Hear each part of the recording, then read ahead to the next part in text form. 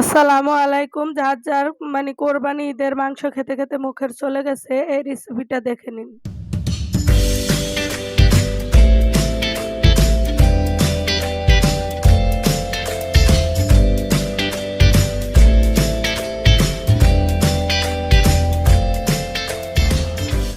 তো কথা না বাড়িয়ে আমি আজ চাপা শুটকি ভুনা করব। তার জন্য কিছু চাপা শুটকি নিয়ে এটাকে গরম পানিতে ভিজিয়ে ভালোভাবে পরিষ্কার করে নিচ্ছি। আর এখানে পেঁয়াজ কুচি ও রসুন কুচি হালকা ভেজে তার সাথে চাপা শুটকিগুলাও দিয়ে দিব। দিয়ে ভালোভাবে ভেজে নিব। এই শুটকি ভুনাটা এইভাবে করে খেলে একবার যে খাবে সারা জীবন মুখে লেগে থাকবে। তো তার সাথে কিছু কাঁচামরিচ দিয়ে দিব। দিয়ে একদম ভাজা, ভাজা করে এটাকে আমি পাটাতে বেটে নিব।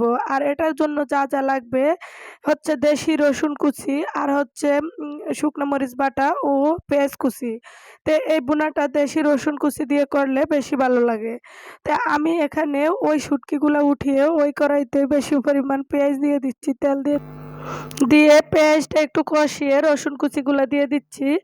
দিয়ে আরও ভালোভাবে কষিয়ে নিব। কষিয়ে আমি ওখান দিয়ে এই যে পেঁয়াজ, রসুন, কাঁচামরিচ, শুটকি এটাকে একটু শিলপাটাতে বেটে নিচ্ছি। আর এখানে এই সাথে লাল মরিচ বাটাটাও দিয়ে দিচ্ছি। দিয়ে ভালোভাবে কষিয়ে নিচ্ছি। এখন আমি শুটকি, পেঁয়াজ, রসুন, কাঁচামরিচ বাটাটাও দিয়ে দিব। তো দিয়ে এটাকে ভালোভাবে কষিয়ে নিব। তো ওই বাটিটা ধুয়ে একটু পানি দিয়ে দিব। দিয়ে আরেকটু কষিয়ে নিব। তো যে যেখান থেকে এই ভিডিওটা দেখছেন অসংখ্য, অসংখ্য ধন্যবাদ। তো এখন আমি পরিমাণ মতো হলুদের গুঁড়া এবং লবণ দিয়ে দিচ্ছি। আপনারা চাইলে এটাতে ধনিয়ার গুঁড়া বা জিরার গুঁড়া অন্যান্য মশলা অ্যাড করতে পারেন। আমি করি না। শুটকি ভুনা তো শুটকি ভুনাই।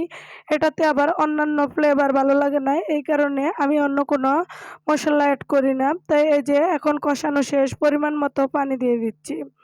তা আপনারা যদি এই পর্যন্ত আমার সাথে থাকেন, একটু হলেও ভিডিওটা দেখে থাকেন, ভালো লাগলে অবশ্যই লাইক, কমেন্ট করে শেয়ার করবেন। যে সাবস্ক্রাইব না করছে প্লিজ দয়া করে একটা সাবস্ক্রাইব করবেন।